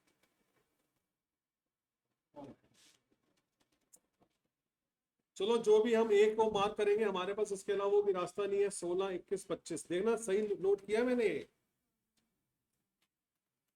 16, 21, 25, 27, 29, 32, 35, 40, 51, 1 2 3 4 5 6 7 8 9, 9 और 1 10, 30/4, 30/4 is 7.5, 1 2 3 4 5 6 7, 35.5 डिफरेंस ऑफ दिस, सही है।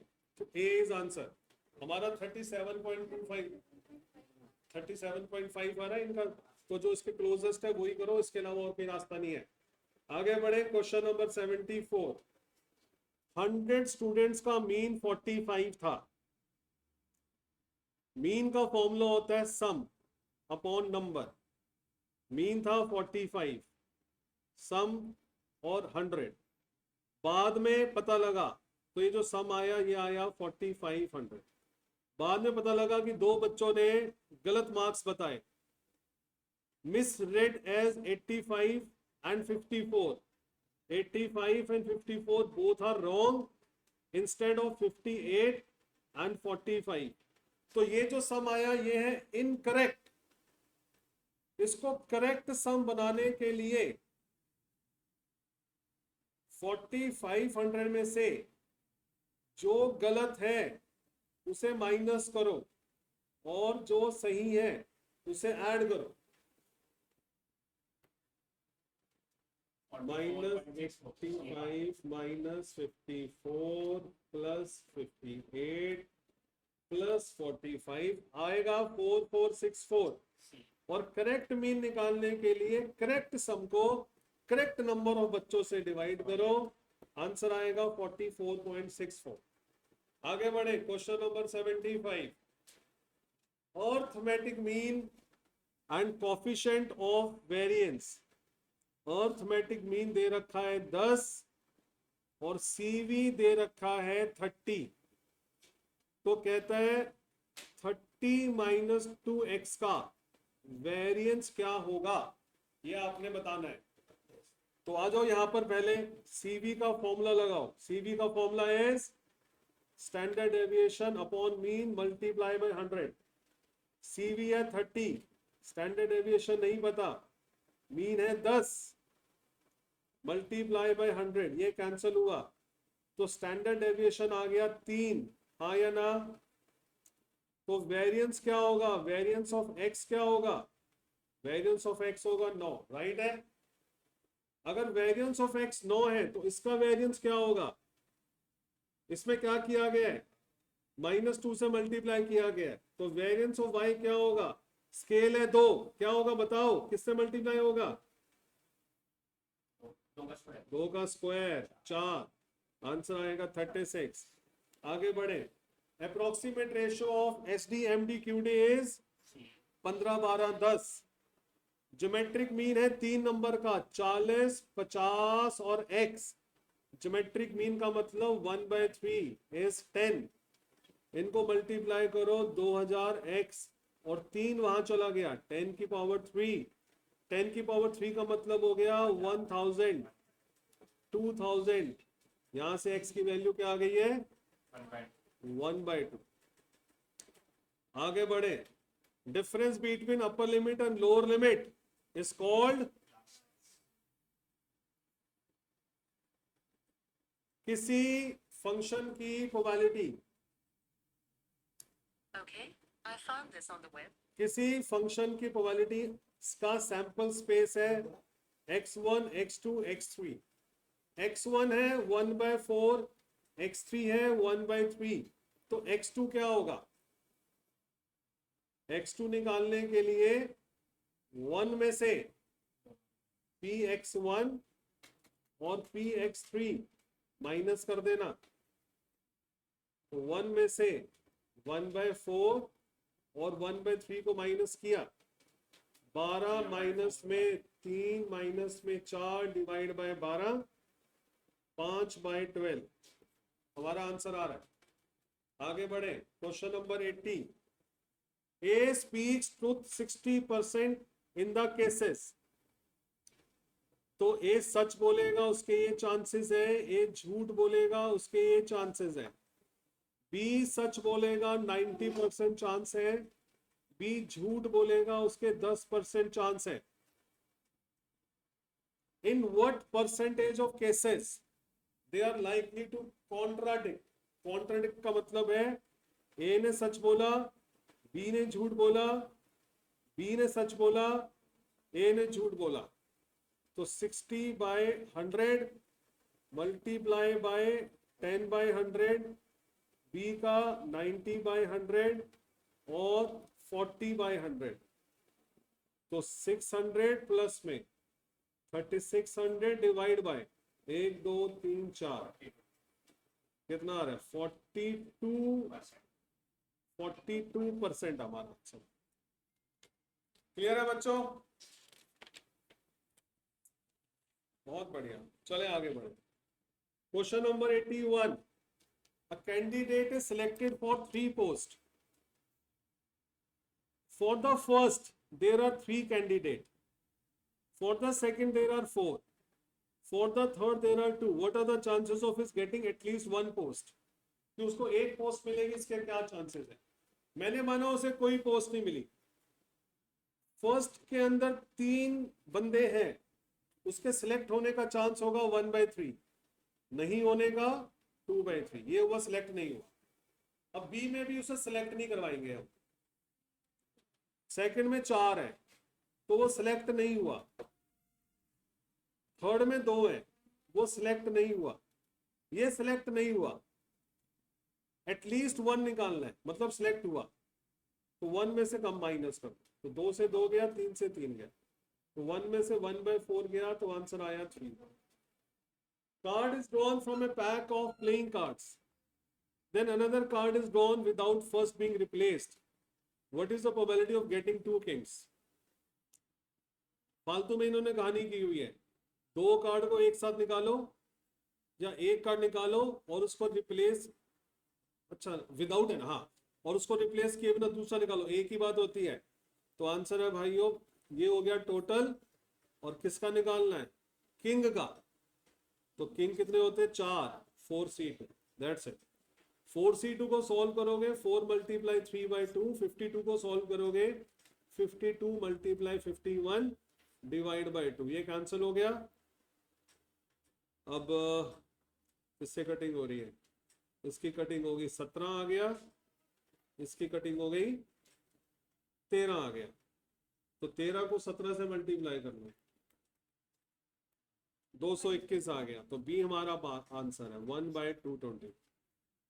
The probability of a man hitting the target is 1/4. P हो गया 1/4। He fires 7 times. N हो गया 7। Probability of hitting the target at least twice. वो कम से कम 2 बार उसको हिट करे, ये आपने बताना है। तो 2 बार हिट करे मतलब 2 3 4 5 6 7 सब निकालना पड़ेगा, या फिर 0 और 1 को माइनस कर दो। तो 1 में से आपने माइनस कर देना है px इज इक्वल टू 0 और माइनस कर देना है px इज इक्वल टू 1। समझ में आया? उसने बोला कि what is the probability of target hitting the target at least twice, कि 2 बार टारगेट हिट होगा कम से कम। तो कम से कम 2 बार का उल्टा क्या होगा? 0 या 1। तो 0 और 1 को इसमें से माइनस कर दो, तो 1 माइनस में, हाँ जी, कितनी बार हुआ है? 7 बार। तो 7c0 7c1, और 7 में से एक बार भी टारगेट हिट नहीं हुआ, तो 1/4 जाएगा 0 बार और 3/4 जाएगा 7 बार। 1/4 जाएगा 1 बार और 3/4 जाएगा 6 बार। पूछो, कुछ पूछना है? ठीक है, सिंपल बाइनोमियल डिस्ट्रीब्यूशन का कंसेप्ट हमने इसमें लगाया। 1 माइनस में ये 1 हो गया, ये 1 हो गया, यहाँ पे बच रहा है 3/4 की पावर 7। 7c1 का मतलब हो गया 7, 4 का मतलब हो गया 4, यहाँ पे बच रहा है 3/4 की पावर 6। 1 माइनस में 3/4 की पावर 6 को कॉमन ले लो, यहाँ पे बचेगा 3/4 प्लस में 7/4। अब 1 माइनस में 3/4 की पावर 6 एज इट इज, 7 और 3 10, 10/4, 10/4 क्या आएगा? वो आएगा 5। मैच हो रहा कहीं पर? क्लियर? आगे बढ़े, question number 84। 5% of electric bulbs manufactured by a company are defective. तो किसी बल्ब के डिफेक्टिव होने की जो प्रोबेबिलिटी हो गई है वो हो गई है 5%। Use Poisson distribution to find the probability that in a sample of 100 bulbs, n हो गया 100। तो इसमें m का फॉर्मूला होता है np, n है 100 और 5% की प्रोबेबिलिटी, तो m आ गया 5। Find the probability that in a sample of 100 bulbs 5 bulb will be defective. तो px is equal to r का फॉर्मूला है e की पावर माइनस m की पावर r अपॉन में r फैक्टोरियल। तो आपको निकालना है px is equal to 5 e की पावर माइनस 5 मल्टीप्लाई बाय 5 की पावर r कितना 5 डिवाइड बाय r फैक्टोरियल यानी कि 5 फैक्टोरियल। क्लियर? e की पावर माइनस 5 इज 0.007, देखो दे रखा है, मल्टीप्लाई 5 की power 5 3125 divide by 5 multiply 4 multiply 3 multiply 2 120। अभी से सॉल्व करना पड़ेगा। तो 0.007 मल्टीप्लाई 3125 डिवाइड बाय 120, आंसर आ रहा है 0.18 और 2 भी आ रहा है, फिर 2, तो ये हमारा एग्जैक्ट आंसर। आगे बढ़े, question number 85। Non leap year में कोई भी 53 के बारे में बात करे तो 1/7 होता है और लीप ईयर में 2/7। तो कह रहे हैं नॉन लीप ईयर में what is the probability of getting 53 Sunday और 53 ट्यूसडे और 53 थर्सडे, यानी कि या तो संडे आए, ट्यूसडे आए या थर्सडे आए। तो मेरे पास 3 फेवर हो गए, हाँ या ना? एक जो एक्स्ट्रा दिन बचा, एक ही दिन एक्स्ट्रा होता है ना नॉन लीप ईयर में, अगर उसने बोला होता संडे ओनली, आंसर है 1/7। कह रहा संडे और मंडे यानी कि 2 फेवर हो गए 2/7। कह रहा Sunday Monday Sunday Tuesday Thursday 3 favour हो गए यानी कि 3%। करने की नीड है, सीधा आंसर। आगे बढ़े, examine the validity of the following mean and standard deviation of binomial distribution. तो बाइनोमियल डिस्ट्रीब्यूशन का जो मीन होता है वो np होता है और स्टैंडर्ड डेविएशन होता है npq का रूट। और कह रहे हैं इसकी वैलिडिटी चेक करो सही है या नहीं। तो इसकी वैलिडिटी चेक करने का एक ही तरीका है, आपने p और q की वैल्यू निकालनी है। अगर p या q की वैल्यू 0 और 1 के बीच में नहीं आई तो नॉट वैलिड होगा, अगर आई तो वैलिड होगा। n की वैल्यू इंटीजर नहीं आनी चाहिए, सॉरी इंटीजर आनी चाहिए, मतलब एक नेचुरल नंबर आना चाहिए। ठीक है, देखते हैं। तो मीन दे रखा है 10 और स्टैंडर्ड डेविएशन दे रखा है 4। इस np की वैल्यू को यहां डाल दो, 10q is equal to 4, squaring both side is equal to 16। q आ गया 16/10, नॉट पॉसिबल, q की वैल्यू 1 से बड़ी है, तो आंसर आएगा नॉट वैलिड। आगे बढ़े, पॉइजन डिस्ट्रीब्यूशन के अंदर x इज इक्वल टू 1 और x इज इक्वल टू 2 है, what is the mean of x? तो क्या करोगे आप यहाँ पर e की पावर माइनस m की पावर r 1 है अपॉन में 1, e की पावर माइनस m की पावर 2 अपॉन 2 है, ये कैंसिल हो गया, एक m से एक m कैंसिल हो गया, तो m की वैल्यू आ गई 2, ये वहां चला गया। आगे बढ़े, क्या है 30 balls are serially numbered and placed in a bag. Find the chance that the first ball drawn. Find the chance that first ball drawn is multiple of 3 और 5. तो 1 से लेकर 30 तक 3 और 5 के मल्टीपल देख लो कितने हैं। 3 के मल्टीपल होंगे 10, 5 के मल्टीपल होंगे 6, कॉमन होंगे 2। कैसे? 3 से डिवाइड होने वाले नंबर देख लो, 30 को 3 से डिवाइड करो 10 आ रहा है,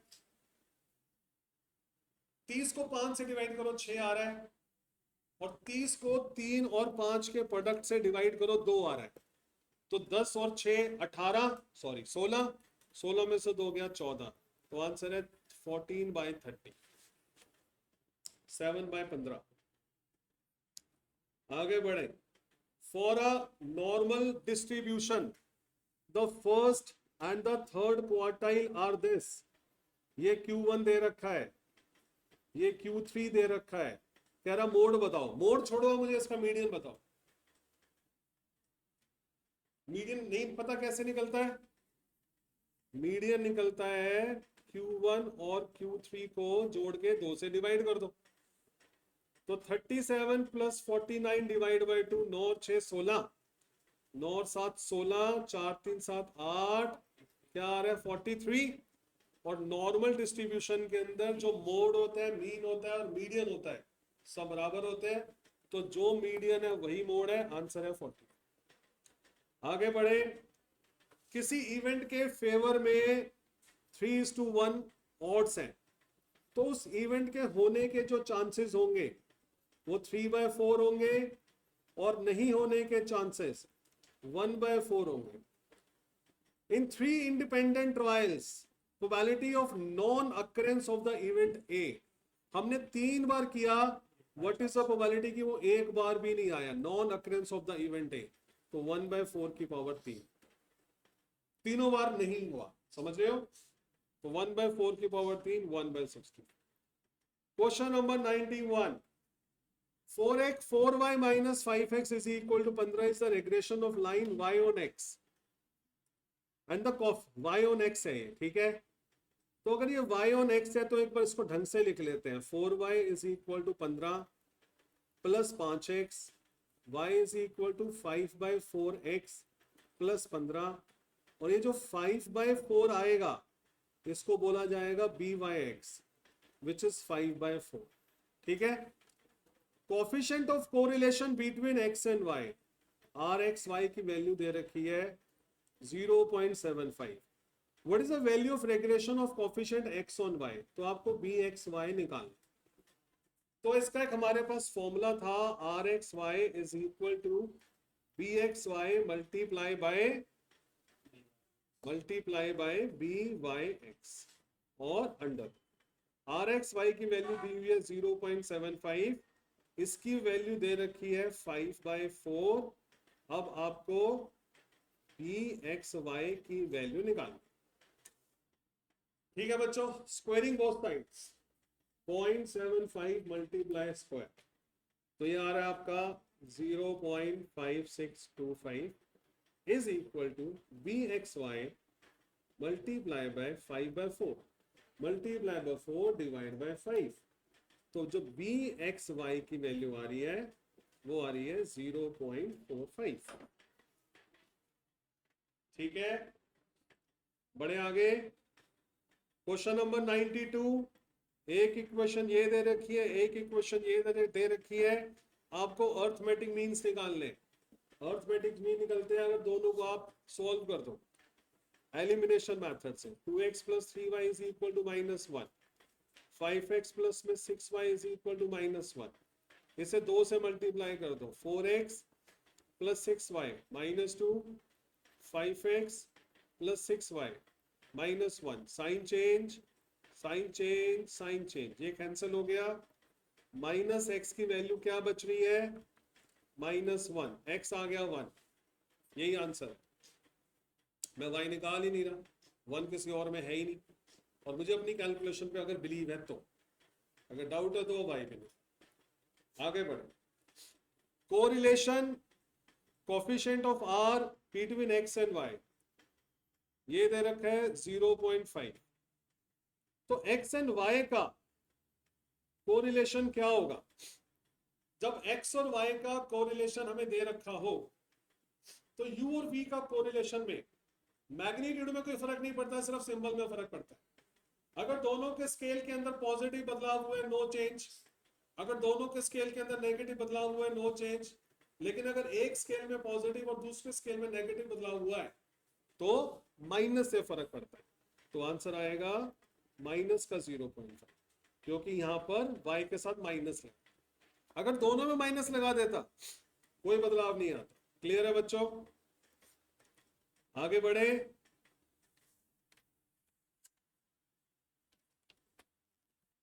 चले आगे, क्वेश्चन नंबर 94।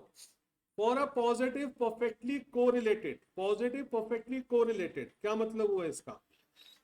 आर की वैल्यू आ गई 1, आया ना? पॉजिटिव परफेक्टली कोरिलेटेड 1 होता है कि नहीं? 1 R1 हो।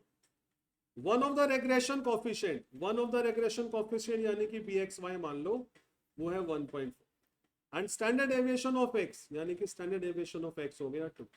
तो आपको standard deviation of y, variance of y निकालना है। ठीक है, ठीक है। तो बच्चों इसमें BXY का एक फॉर्मूला है जिसमें हम क्या करते हैं, कोरिलेशन को x पहले है, स्टैंडर्ड डेविएशन ऑफ x ऊपर और स्टैंडर्ड डेविएशन ऑफ y से डिवाइड कर। ठीक है, BXY की वैल्यू दे रखी है 1.4, R की वैल्यू है 1, स्टैंडर्ड डेविएशन ऑफ x है 2, तो आपको स्टैंडर्ड डेविएशन ऑफ y निकालना होगा। तो जब हमने निकाला ये ऊपर जाएगा 1.4 नीचे आए, तो 2 को 1.4 से डिवाइड करो, 2 डिवाइड बाय 1.4, हमारा आंसर आ रहा है 1.42 समथिंग। अब क्योंकि वेरिएंस निकालना है तो इसका स्क्वायर भी करना पड़ेगा, मल्टीप्लाई करके स्क्वायर किया तो 2.04 आ गया, जो कि अप्रोक्सीमेटली क्लोजेस्ट टू 8। समझ गए? हाँ या ना? बहुत बढ़िया, आगे बढ़े। Question number 95। Coefficient of concurrent deviation का फॉर्मूला होता है 2c माइनस m अपॉन में m और अंडर रूट। राइट है बच्चों? 2c माइनस m अपॉन में अंडर रूट, ये हमारा कोफिशिएंट ऑफ कॉन्करेंट डेविएशन का फॉर्मूला। कह रहे हैं n पेयर ऑफ ऑब्जर्वेशन के लिए अगर कोफिशिएंट ऑफ कॉन्करेंट डेविएशन को कैलकुलेट किया गया और वो 1/√3 के इक्वल आया है और जो कॉन्करेंट डेविएशन है वो 6 है, यानी कि c की वैल्यू अगर 6 है तो बताओ n क्या होगा? तो आप रखो यहाँ पर 6, 2 को 6 से किया 12 minus m upon m is equal to 1/3, squaring both side भी कर दिया, क्रॉस मल्टीप्लाई 36 माइनस में 3m is equal to m, 36 is equal to 4m, m की वैल्यू आ गई 9। बट आपको अगर याद हो तो इसमें जो n होता है वो m से एक ज्यादा होता है, जो m होता है वो n से कम होता है, तो हमारा आंसर है 10। पीछे दे रखा है 11, लेकिन हमारा आंसर 10। ठीक है, आगे बढ़े। Question number 96। अगर consumer price index number goes from 100 to 200, यानी कि महंगाई हो गई है डबल, तो सैलरी बंदे की हो गई है 300 से 500, 300 से 500, क्या ये सही है? उसका रियल वेज क्या होना चाहिए? 300 से क्या होना चाहिए? 600, तो सी आंसर है। आगे बढ़े। Question number 97। 97 में कह रहे हैं कि आपने सिंपल एग्रीगेटिव मेथड से 2022 का इंडेक्स नंबर निकालना है 2021 को बेस मान के, तो 2021 का आप टोटल करो, क्या आ रहा है? 600, और 2022 का टोटल करो 720, तो 720 का इंडेक्स नंबर निकालना है सिंपल एग्रीगेटिव मेथड से। 720 ऊपर 600 नीचे, मल्टीप्लाई बाय 100, तो 120 हमारा आंसर। ठीक है बच्चों, बढ़े आगे, बहुत बढ़िया। Question number 98। From the following chain base index number based on 2015 find out new chain base index number for the year 2020 bye shifting the base year 2019। आता है बेस ईयर बदलना? 125। आ गया, बहुत बढ़िया। तो बेस ईयर बदलने के लिए क्या करना है आपने? क्या बोला उसने? 2015 पे बेस ईयर है अभी, और आपने बेस ईयर को बदलना है 2019 पे, और उसके बाद 2022 का आपको बेस ईयर निकालना है। तो आप क्या करोगे, जिसका बेस ईयर निकालना है और जिसको बेस ईयर लेना है, डिवाइड बाय 100। ठीक है, मुझे लग रहा है मैं गलत कर रहा हूँ। तो 125 बोले डिवाइडेड बाय 120 इसका आंसर, चल एक बार देखते हैं इसका आंसर। 50 डिवाइडेड बाय 120 98 का आंसर। शॉर्टकट में करने में ज्यादा टाइम। पहले बेस ईयर बदलना है, 150 का बेस ईयर बदलना है और 120 को नीचे लेना है। डिवाइड ठीक है, डिवाइड बाय, मल्टीप्लाई बाय 100 और डिवाइड बाय 120, तो हमारा 125 answer. Laspeyres index number is weighted aggregate method by taking quantity. Laspeyres कौन सा लेता है, बेस ईयर को लेता है। आगे बढ़े, question number 100, find the Paasche index number for prices. तो पाश्चे का प्राइस का इंडेक्स नंबर निकालना है P01। तो P01 क्या आएगा, P1 ऊपर P0 नीचे, और क्योंकि ये पाश्चे है तो क्वांटिटी ये करंट ईयर की लेता है। इसका टोटल मल्टीप्लाई बाय 100। ये आपका P0 है, ये आपका Q0 है, ये आपका P1 है, ये आपका Q1 है। तो P1 Q1 निकालना है, उसका टोटल कर दोगे। P0 Q1 निकालना है, उसका टोटल कर दोगे। P1 Q1 के टोटल को P0 Q0 के टोटल से डिवाइड करके 100 से मल्टीप्लाई करो और आपको मिलेगा आंसर। क्या है इसका आंसर, सी आ रहा है, तुक्का मारा है। P1 Q1 180 40 24 135 9 8 4 12 12 और 5 कितना 58 पॉइंट समथिंग ना। हाँ तो सी हो गया ना, सी क्लोजेस्ट हो। ठीक है बच्चों, चलो बहुत बढ़िया। ठीक है, फिर मिलते हैं नेक्स्ट क्लास में। सर ये मतलब पेपर कैसे लेवल का है? बहुत इजी। नहीं ऐसे ही आएगा ऑलमोस्ट। सर जैसे मैं